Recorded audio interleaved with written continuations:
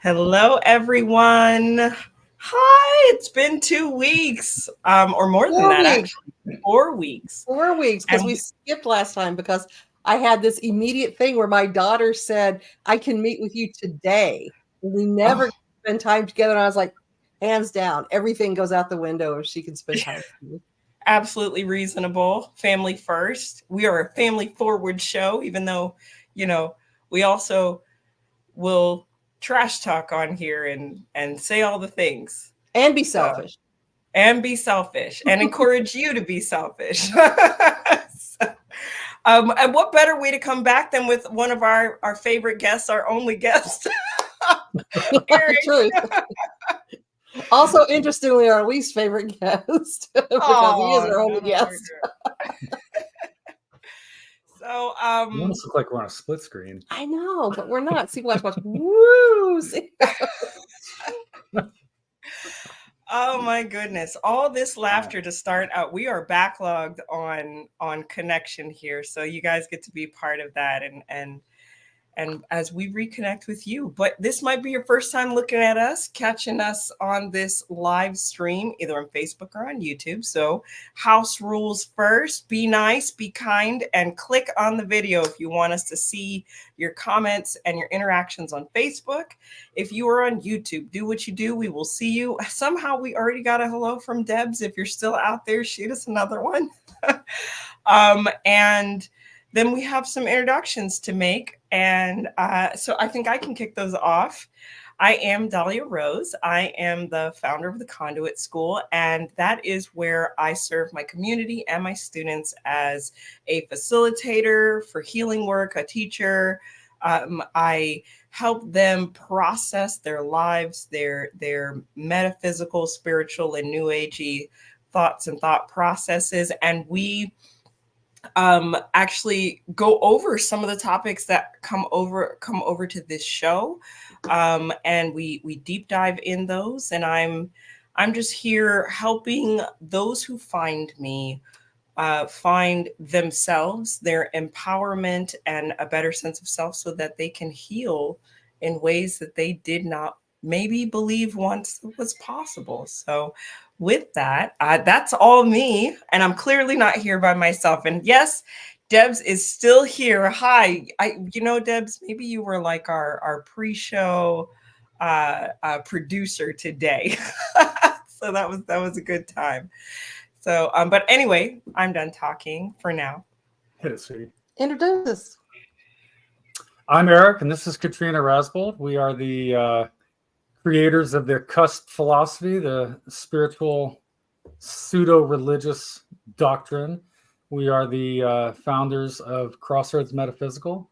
We make all your spiritual products that you might need to get through your day: candles, oils, incenses, soaps, bath sprays, washes, powders, etc., etc. Katrina is a wonderful spiritual intuitive through tarot. She's a healer. I also am a healer using Reiki and yoga and meditation And sound therapy. And sound therapy. And we're here talking to Dahlia about different spiritual things and the questions of the world. I wrote a couple books too. Wrote a few books, 40, 47. Something like that. Yeah, 40 something. Just a couple, a little bit. I'm almost done with the next one too. That's exciting. Mm-hmm. Oh, that is exciting. And we've been walking the spiritual path together for almost 30 years. So, yeah. Hashtag spiritual and couple goals. I got nothing to add to that. Just that we did not know when we started Crossroads, especially, that a situation was going to develop for Eric to really amplify his own healing talents. And he just aced it. And since then has just really, I don't want to say grown exponentially, because that sounds like he's in kindergarten and going to high school, but he's just constantly blown me away. And in fact, this week, just yesterday, I knew something was off. I could feel it, man. Just things were not connecting for me.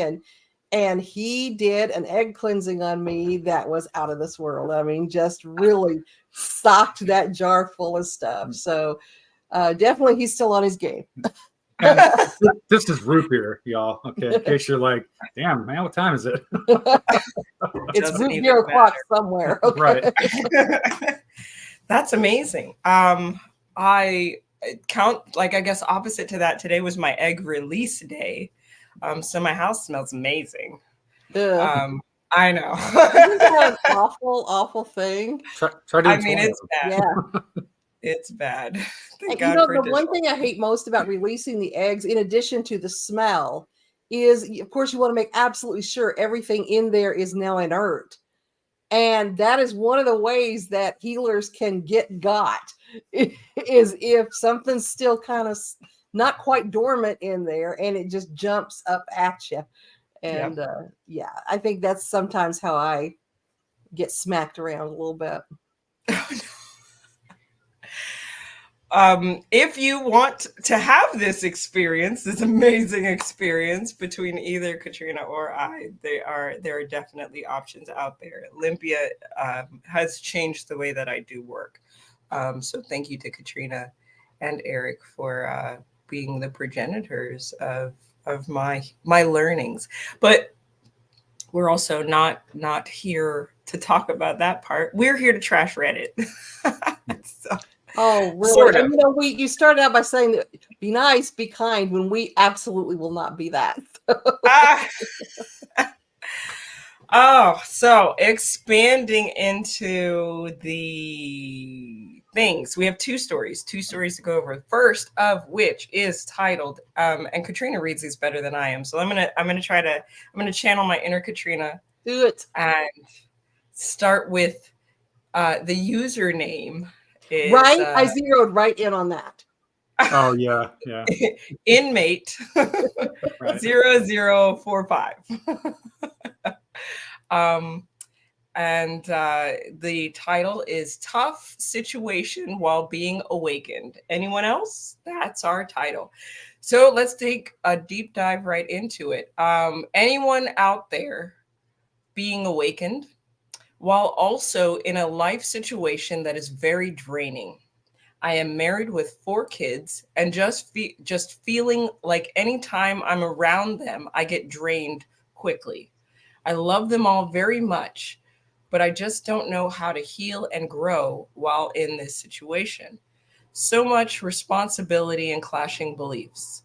I know that God has a plan and that I will look back at this time and appreciate it. But being in it is exhausting. Looking for advice or even just the knowing that it's not only me. Thank you.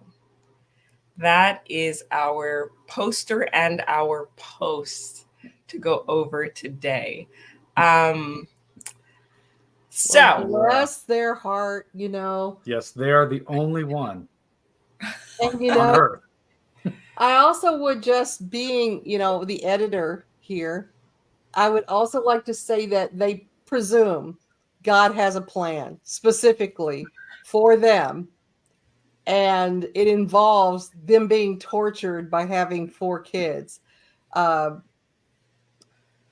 know, sometimes I think God doesn't have a plan for all of us, each of us individually. I think sometimes God gives us gifts and gives us opportunities and just hopes for the best rather than having something absolutely planned, as though God has a date book here and is scheduling everything that's going to happen to us. I think that it's a big choose your own adventure book, and God adapts the plan according to different choices that we make.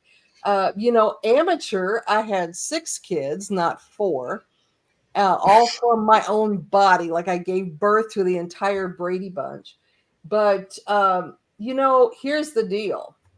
And this kind of gets into our next subject too. Life can be very, very challenging, and we often do things by our own choices that make life more challenging. One of the things we choose that makes life more challenging is having kids. Now, it's rewarding in most cases. wonderful as you watch them grow and develop and become these amazing adults, especially when you can compare your amazing adult children to other people's amazing adult children and feel somehow superior. But there's going to be other times that your amazing adult children make you face palm and wonder whose body they actually came from. It's hard. It's tough. Relationships are tough. We are not together right now because it was easy for 30 years. I don't have good friendships with people because it's necessarily easy to do that. Your avocation or whatever you do or what label you put on yourself in life is not always easy. That doesn't mean that that's relative to God's plan. It means that life can be draining. And we hope that somewhere along the line you do become awakened, which I think is a really stupid term. It isn't as though you are different one day than you were to the next. You simply have a different perspective and new knowledge, new information that informs how you engage and perceive the world. So I think that there's just a lot of new age bougie comment in this that could be just made a lot easier if inmate 45, number one, we're not parenting from prison, but also was with just understanding Eric's comment exactly, that there are circumstances that arose from inmate 0045's choices that made life difficult, and the fact that they're experiencing anything they would call awakening in conjunction with this is a miracle in and of itself. Good for them. One thing I can tell you is you can awaken and become enlightened and grow spiritually in difficult situations while you have children. You can do that. I can also tell you that when you don't have children and don't have money concerns, you can awaken just a whole hell of a lot faster. That's true. On that last note, though, I think I'd rather do it with my children and not like strangers. Like you like when you said that, something in me was like, oh, I'm kind of happy to do it with family, because there is sometimes this like, there's a presumption for me, I guess, with family where I'm like, okay, I'm looking at people that I've known this whole time, and maybe through this like awakening period, I'm seeing more of them that I didn't understand, didn't know, and now I've grown to understand my hurts, my pains in conjunction with that, versus like a stranger that walks into my life and now I have to get to know them, and then oh, I'm feeling something about this, and oh my God. Well, let me clarify. I didn't mean with children in terms of involving them in my enlightenment or enlightening around them. I meant children can be a hardship, and experiencing enlightening with children around you and under your responsibility versus experiencing enlightenment without that responsibility in your immediate home. I see. I didn't mean, somebody else instead of. What's your jam on this? On this person, on this thing all here? of it. This just you. There you well, go. I mean, okay, without trying to read too much into, like, we don't have a lot of information, but they say tough situation while being awakened, indicating they're in some kind of process of spiritual growth and awakening, and yet they have these harsh conditions, in their opinion, around them. Well, there's a couple things about that. I mean, for one thing, anyone that has children and think their kids are being a pain or a drain or whatever, you were a child too, so you owe that. Okay, so quit complaining about it. You did what it takes to make that happen. You enjoyed that, so hopefully, congratulations. Your earliest parole is in 20 years, inmate. Okay. Also, if you don't have an inmate 45, what were there, 44 before this person? Anyway, that's just what it is. Okay. And to want for a life where it's free of stress and no money problems or any problems at all, you're not going to seek a spiritual awakening if that's your situation. Okay. Remember what the Buddha said, right? All life is suffering, old age, pain, and death. there's a path to alleviate that suffering, and here it is, called the Dharma, right? So you would not even seek that out if you had this easy life where nothing was going on to bother you or cause you to grow in any way. I mean, that's what stimulus does. It causes you to grow and change. And this sounds like this is exactly what this person needs. Again, not knowing anything about them, reading this one thing, not even the responses or their responses to it. I didn't see the Reddit, like the thread. Katrina just sent this, what we're seeing here. So that's what I get out of it. God having a plan. Okay, cool. Yeah. Whatever mows you on. I mean, that's fine. It is exhausting, yeah, you're right. It is. So you can make a choice here. You can say, I'm going to try to half-ass with my kids and half-ass with my spirituality, or you can be a little more selfless, put your spirituality on hold, really focus on your kids until they're well-developed and maybe closer to being out of the house, then focus on your spirituality. If you're feeling that as an impediment. Right. Or, you can, take your kids to the adoption agency, man, and go live in a cave. Fire station. You can drop them off, no questions. I mean, there's all kinds of things that this person can do. But it just sounds like a lot of selfish kind of whining. It's hard having kids. The rent's too high. Yeah, man. I mean, is that just babies? Can you only drop off babies at the fire station, or is there an age limit? I think if you could have dropped off teenagers, we would probably gotten rid of ours by now. They'd be volunteer firefighters, man, for sure. No, seriously. But that's all I have. That's all I'm picking up on this here. It is hard. It's supposed to be hard. If it wasn't hard, you'd want to stay here forever. I think that look at this comment, so much responsibility and clashing beliefs. She's trying to say something. I think for me, I'm piggybacking off of Eric here. I mean, I think it's a mistake to think that awakening is not going to bring you everything that's in front of you. Like part of your spiritual journey will be, what am I dealing with in terms of these children? What am I, what are they bringing up in me? The first, I think, part of the spiritual journey is your healing process. Mm-hmm. So maybe you're realizing that you didn't want to be a mom. Maybe you're realizing you didn't want to be married to that person or in general.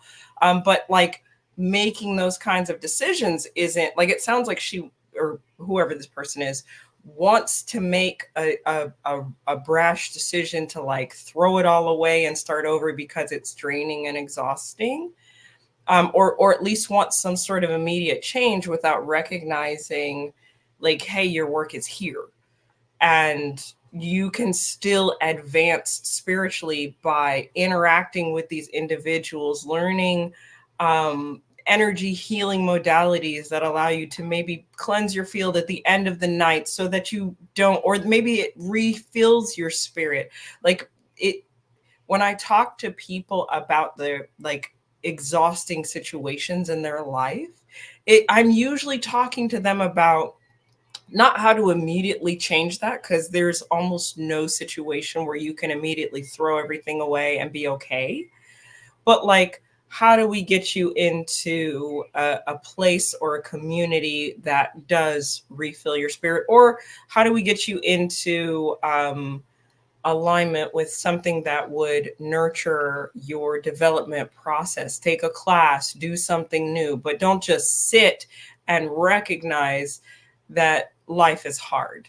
And because it's like Eric was saying, it doesn't stop being hard on the spiritual journey. And then like Katrina has said in many, many shows, you before your enlightenment, you chop wood, carry water. After your enlightenment, you chop wood and you carry water. There is availability. I think this person can be available to all of it. You can be washing baby bottles and have Buddha whisper in your ear about, your next move. Make sure that when you take your kids to Walmart, you stop and talk to this person or whatever. It sounds like some of the things, this Reddit post sounds like some of the things where I've seen people talk about, well, you've got to prioritize your spiritual journey. under the assumption that like you can't have a walking meditation, you can't do tai chi and prioritize your spirituality, you can't vacuum and prioritize your spirituality. Like nobody's going to the mountaintop anymore, everybody's doing it in their comfy homes. Just get with the open program and throw away the shoulds and the shouldn'ts. But that's what came to mind for me. Plus, you know, whenever someone enters the spiritual path, they always say that when the student's ready, the teacher comes. Mm-hmm. Well, the teacher is not always an Indian guru in an ochre robe. I mean, it could be these very children in this situation that is the teacher that you needed.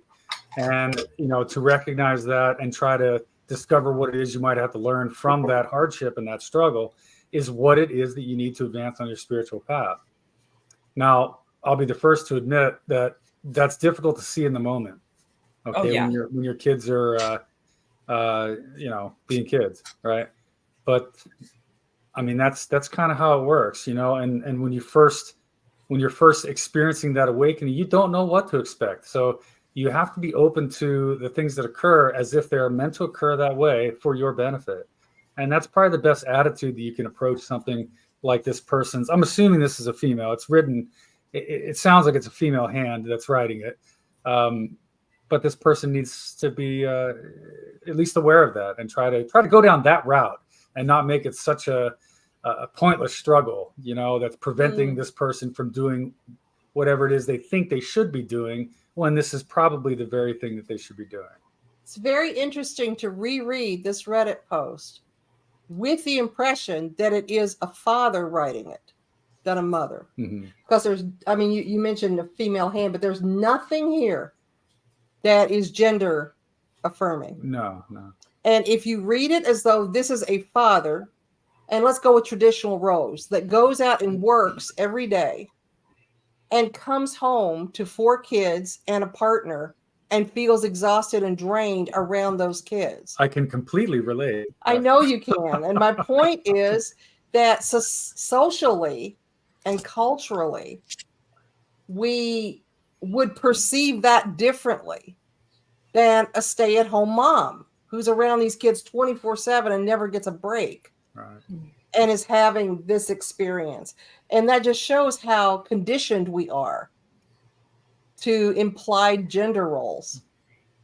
But I would also say about all of this, being married is hard. Being single can be hard. And raising children is hard. And that none of those things has one thing to do with your spiritual journey and your spirituality. At the same time, those things have everything to do with your spiritual journey and your spirituality. You know, on one hand, your spiritual journey is about you and the choices that you make and the directions you choose and how you process the prompts that life gives you. On the other hand, it's about everything around you and the world that you create that will influence that journey. And what blocks are you throwing up to keep you from pursuing your journey? And what are you doing to open inroads to accept and welcome that journey? And your environment can have everything or nothing to do with that. That's my take. I think one of my last thoughts on this one would be to try and refocus their awareness. So there's a lot of lack or frustration in this post, but we could use that to highlight their needs, right? So I would be talking to them, okay, well, you're really good at recognizing what you don't have or what bothers you. Now let's try to take that lens and come to an awareness of what you need, and can you have it within your situation? Are these needs temporary? Are they, permanent? And how do you want to move forward? I try to take these as like, if I was talking to this person, what's one of the first things that I would recommend?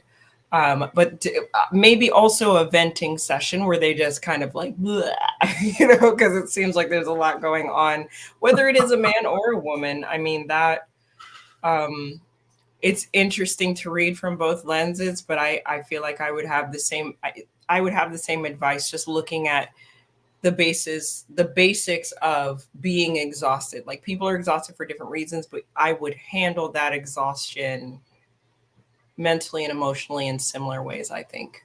But you know, being exhausted also really affects how you process spiritual input. Sure.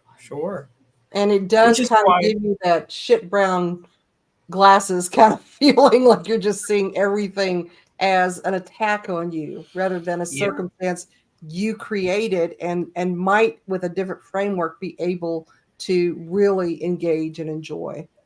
Yeah. Which is why that piece of like, God has a plan is probably like, it's not, it doesn't seem like a fully formed thought or a fully expanded thing. It's like the I just need to hold this or I'm gonna lose it kind of situation when they say something like that, when you think about like the inability to process with exhaustion intact. So yeah. Well, the person does go on to say that I will probably understand it when I'm through it, but while I'm in it, it's exhausting. So they at least have, it seems like they have an idea that, you know, this is not all for nothing. And this is temporary. Yeah. Okay. And you're absolutely right about one thing, and that is your time will come when you would give anything to go back to this moment and hold those babies one more time and just be around them for 2 more minutes as little kids. Your time will come that you do crave that and can never get that back. I'm not saying that makes anything better, but no matter how much you think, you never will feel that. You will absolutely feel that. Every time. Even so, like for me, I've been known to say, like, you know, if I had to say, did I come to Earth to be a mother, I would say no. But I'm fortunate to have 2 amazing babies that like really have been connected to my development process in a way that I could not have done on my own. So and I say that to say, as I have that thought process, whenever there's a change with them, I'm like, and then I'm like, all right, get it together. So, right. I think we're good. I think we're ready for the next one. Are we ready for the next one? Sorry? Are we ready for the next one? I think we are, yes. Okay. So this one's interesting. Queen of the Moss is our title, and very apropos for the post. So here we go. I am currently evaluating if the daily weed for better sleep is doing more harm spiritually than good. I don't feel anxiety at all. I feel that this is not the way to better yourself. I think all the senses need to be present in their full form to advance your journey. Not feeling anxiety is just a shortcut. The anxiety may not be pleasurable, but it is a natural part of existence. Depriving yourself of it for good instead of seeking respite from time to time is a regression. You can only properly value calmness when you experience the anxiety. True whole balance is impossible without one part. And anxiety is not even fear. Fear is beyond anxiety. This is a long post. Fear is beyond anxiety. It is the real enemy, and the elimination of anxiety does not eliminate fear. Anxiety is the raw force of life thrown at you to the point you feel it all too much, all and too much. Fear is hesitance, unwillingness, escape. It needs to be overcome. Fear is the death of the mind. Anxiety is a symptom of life. They got very philosophical there at the end. Don't anticipate much. They tried to. I don't care for this attitude at all. I have no problem with the idea that evaluating your personal weed use in relation to your spiritual path and your physical optimism, if you want to call it that, is a good thing. You should always be evaluating any supplemental, medications, if you want to call it that and how they affect you. No problem with that. I have a problem with this one person deciding what anxiety and fear is for everybody. I have a problem with them feeling like that anxiety is a shortcut, or that not feeling anxiety is some kind of shortcut to spirituality. I have a problem um, with them feeling like people who are anxious, but that is a normal state. It might be a normal experience, but you should not feel anxious all the time. And of course, you shouldn't feel afraid all the time. That deserves being looked at. But it's concerning to me because there are a lot of people, and I'm going to be straight out honest, myself included, and this poor guy has suffered the effects of this. I naturally create a disproportionate amount of anxiety that should not apply to the life I'm living. Am I the poor guy? Yes, that would be you. And I do take medication to reduce that level of anxiety so that I can feel more balanced and like myself. And it took me being in many years in a place where I do not have anxiety provoking experiences to be able to say, this anxiety that I'm feeling is not normal. It's not a reasonable reaction to what's happening around me. And I was in therapy for many, many years. But while at the time that I was in therapy, I was in huge trauma for decades. And I think that my body became accustomed to producing whatever chemicals are involved with anxiety, and my body specifically has not recognized that we're not in crisis now, that we don't need to be anxious now. We don't have to constantly scan for problems and blow them out of proportion. And so medication helps me to have a realistic reaction to what's going on around me, but not feel dampened and not feel in any way unnatural with what I'm feeling. And this whole post kind of shits on that because it's saying that somehow I'm less spiritual because I take measures to remove that level of anxiety from myself. Now, I can still feel anxiety in appropriate responses. If something comes up that's worrying, I may get anxious about it, but it's reasonable to what's happening. When I'm not taking my medication, it's utterly off the charts, miserable for me, miserable for him, and anybody that comes into contact with me. And so I have a concern about this. Now, again, to the actual root of the problem. See, what's interesting about this is they only mention weed in one sentence. Everything else is about judging other people's anxiety and other people's fear. And so what I would say is that when we are smoking weed every day, and this specifies daily weed, everybody's going to have a different kind of reaction to that. And just like medication. And so some people are going to have a positive effect. Some people are going to have a negative effect. Now, I come at this as a person who almost never smokes weed. And I have, at different times in my life. I mean, when I was younger, I smoked up half a Columbia. So I do know what it's like to have frequent drug use or frequent weed use. And there's been times recently, especially after the fire, that I did smoke weed a lot to help kind of draw down the fear response, the anxiety response. But I don't now and haven't for quite a while. But I know people who do smoke weed regularly, and some do it to sleep, some do it for anti-anxiety, some do because they like to get high. I mean, there's all different kinds of reasons. So I would question whether Queen of the Moss here is actually asking about weed, or if they're asking about anxiety and fear, because all of these actually are statements. That none of this post is a question. That's what I got. That's true.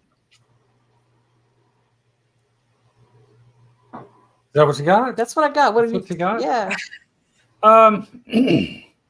Well, I mean, the short answer, well, okay, I'm definitely no stranger to drugs. Okay, meaning I've done my share and probably some of yours. All right, but I think the bottom line on, well, just the short answer on the whole weed thing, or any other activity that you're doing you think might be harming your spirituality. If you think it might be harming your spirituality, well, it might be for you. You know, look at that. Take it out of your life for a little while and see if things change. You know, that's really the only way. Asking other people about it is not gonna. You're gonna get some people that say yes, some people that say no, some people that say all kinds. It's not. You're not gonna get an answer. I understand the idea of, you know, putting something out there like that to maybe just bounce ideas off people and get different ideas back, and that's fine. But it's all you. It's your road. It's how it works for you. Okay, that's the only way this person's gonna answer that. The whole thing about fear and anxiety. I mean, gosh, that again is something that's really really personal. For example, I don't when they say fear is the death of the mind, it needs to be overcome. I don't believe that. Mm-mm. Okay, fear is necessary. Okay, I'm a rock climber, right? Yeah. I've been on the cliff edge, hanging, dangling hundreds of feet in the air, many times. It never gets less scary. Okay, the fear is always there, and the fear has to be there. If the fear wasn't there, then you wouldn't triple check your knots. Okay, you wouldn't make sure your anchors are solid. You wouldn't, you know, trust the people that are around you to save your life if something happens. You know what I mean? Unless you're afraid of something going wrong. And especially in rock climbing, when it comes to your setup, you literally have the rest of your life to get it right. Okay, because if you get it wrong, you die. Okay, that fear needs to be there. It's a very important thing. It preserves the human body. It preserves our life, saves us. Okay, you know, usually people have fear when they're going into fearful situations, like getting into a fight, walking down a dark alley, you know, whatever. It just going to prison for the first time, okay, or the second time, or the third time. You know, you need to be afraid in those Or the situations. 45th time. Or the 45th time.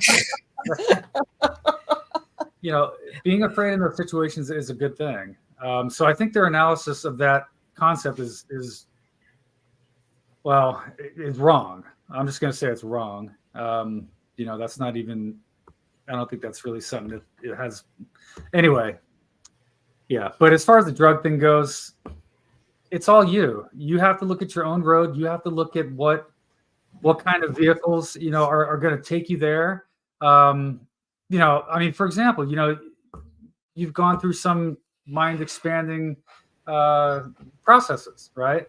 So, you know, we all have. And I mean, some people would say that, oh, that's just going to hinder your progress. That's of the devil. That's cheating your way through the third eye and all that. And it's like, I never saw it like that. You know, I never saw it like that at all. You know, it's just so individual that, you know, this person just needs to try different things and see if their assessment about smoking weed every day is correct. You know, how's your spirituality going to be if you can't sleep? Right. Well, you're going to get real wild. High because you're going to be praying for sleep all the time, right? So you're going to be super spiritual. But I mean, all jokes aside, it's something that they need to really, anyone that's asking themselves that question, if you're asking that question, it needs to be looked at. And then you need to look at it honestly, openly, and assess, you know, the do or do not and how that affects you, and go from there. Asking other people, you know, hopefully they would tell you pretty much what I just said. So yeah, I think that my thoughts kind of correlate with you guys here. You know, for me, weed brings more anxiety. And every time I say that, somebody's like, no, you just need to figure out your strain. And I'm like, listen, Oh, and Benadryl makes you sleepy, Not everybody. here's what I figured out, and it doesn't feel necessary. So that promotion of Eric being like, you need to figure out what works for you. I'm of the same mind.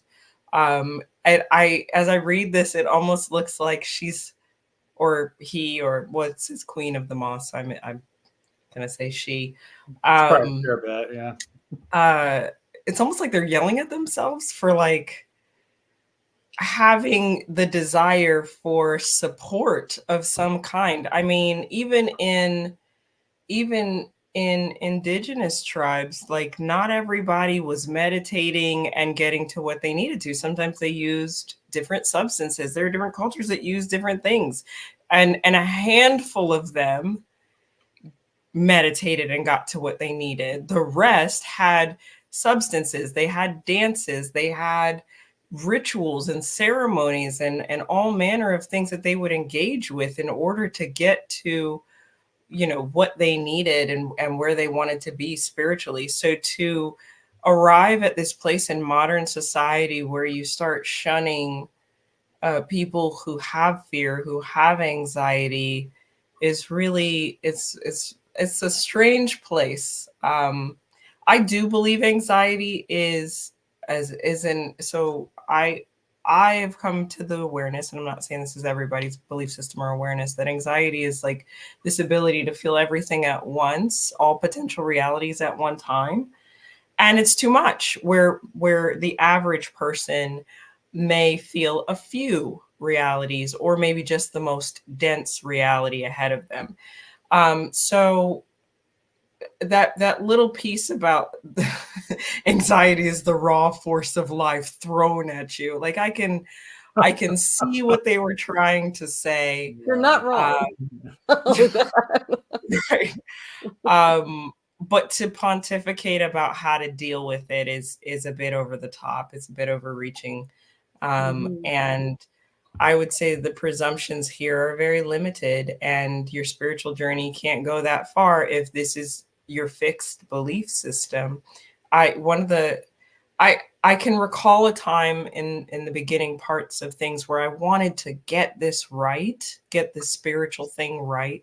And so I could see having hardened belief systems like this in the beginning. But I felt like I was purging what I knew of religion that I had brought into spirituality. I was like, no, it's got to be like this. You need to fast before your readings and your healing sessions. And don't you dare eat anything that grows in the ground, or you won't be able to, raise your vibration to where it needs to be. No, all of that is garbage. Mm-hmm. Like I know a medium whose mediumistic gifts get stronger.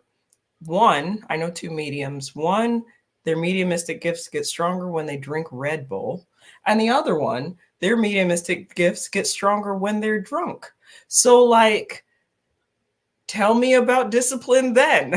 Tell me about these fixed spiritual concepts then.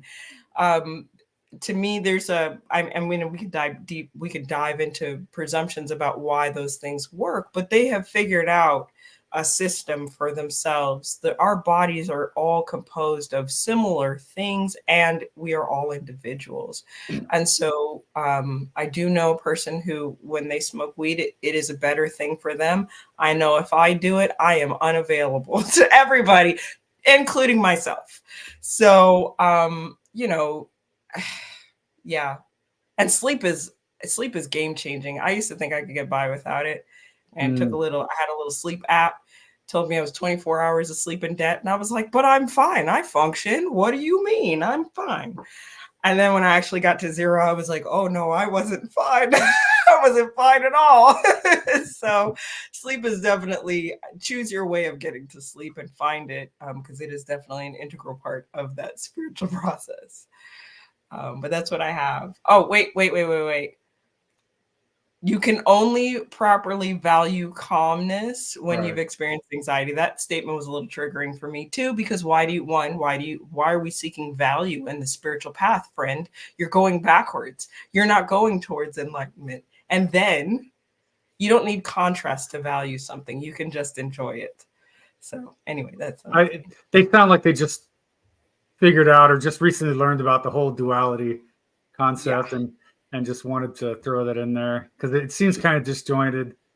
Yeah, I don't know. But again, yeah, I think it's all anyone that says, like you were talking about, you got to fast, you can't, pet a cat on Friday or whatever it is before you, do your thing. And I absolutely hate when anyone says that. If they're going to look at you and say, you should do this, you should not do that. It's like, hey, Jack, that's for you.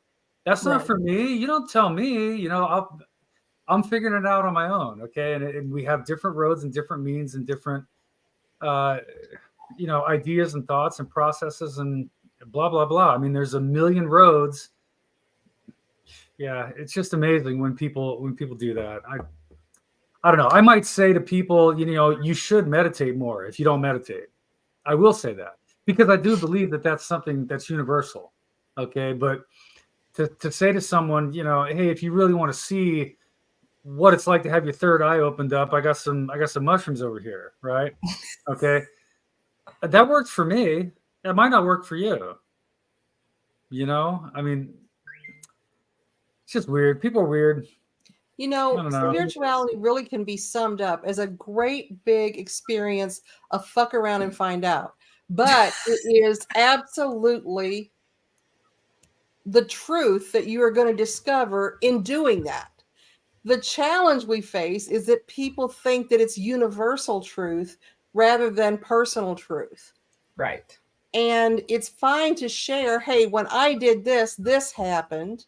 Or I smoked weed every day for a month and I came out of it far more enlightened, or I came out of it more anxious, or whatever that might be. That is your experience. That is your truth. And that's fantastic. We should all be, I feel, testing the limits to find out what our truth is all the time. And that is enlightenment. That is progress. The more that you can challenge yourself to learn more, be more, and experience more, the better. But to do that and presume that that's the case for everybody is a theme that we see throughout a lot of these Reddit posts. And the reason we see it throughout Reddit posts is that so many people believe that. And I'm with Eric. I'm not on board with that at all. And we are a perfect example for that, because since practically the day I met him, a lot of our spiritual experiences have almost been diametrically opposed to each other. We can lockstep and we can work together just fine, but we interpret spirituality and magic and energy in some very dissimilar ways. But it's not my job to explain to him that his perceptions are wrong, or nor him to me. But we've been able to make those work together with a congruency that really sort of celebrates those differences, I think. So when we're in the shop together, when we had a shop, his healing method, and I've said this before on the show, was very enlightened, very new age, very energy based, very let's do Reiki, let's lay you out, let's get the sound bowls. It's very classy. And mine is just, John Constantine cigarette hanging out your mouth, just hold my beer, going in, let's wreck out this demon, and it worked because there's some people that are going to be more responsive to what he does. There's some people that are more responsive to what I do.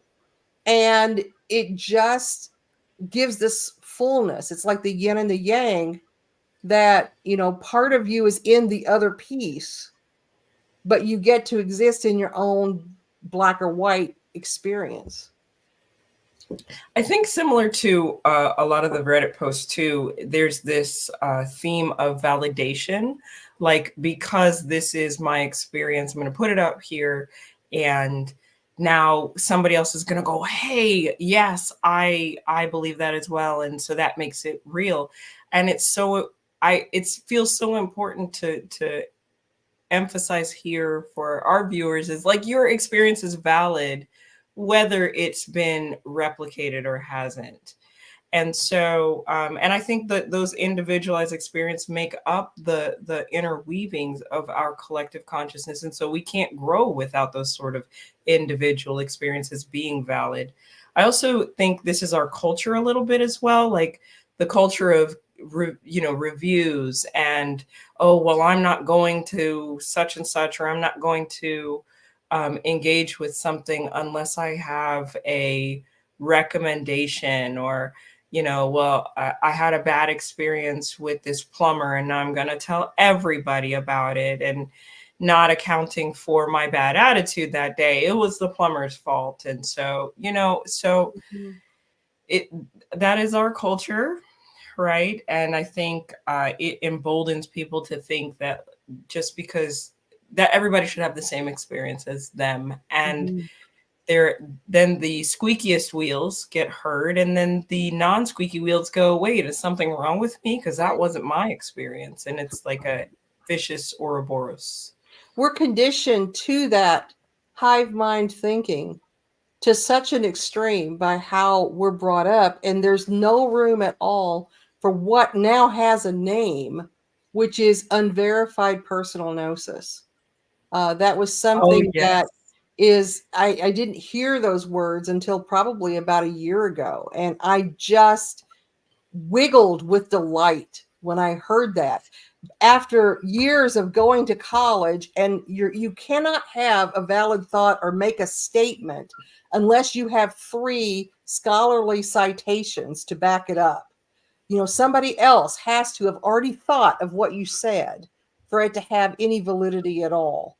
And with science, we're taught things like the scientific process. You have to be able to duplicate the experience for the experience to be valid at all. And I think that chaos theory in some ways defies that, because it says we can have experiences that was this one thing happening at this one time that I absolutely saw and absolutely was present for. It doesn't make it less real if I cannot duplicate that exact same thing. So, yeah, I think that society and life sets us up to believe we have to have hive mind for anything to be valid. And I just don't go along with that. Is that unverified personal gnosis? Is that that's a thing? I heard it first from Graham. For just anecdote, or no, it's I had this experience and I intuited this as a result of this experience. Okay.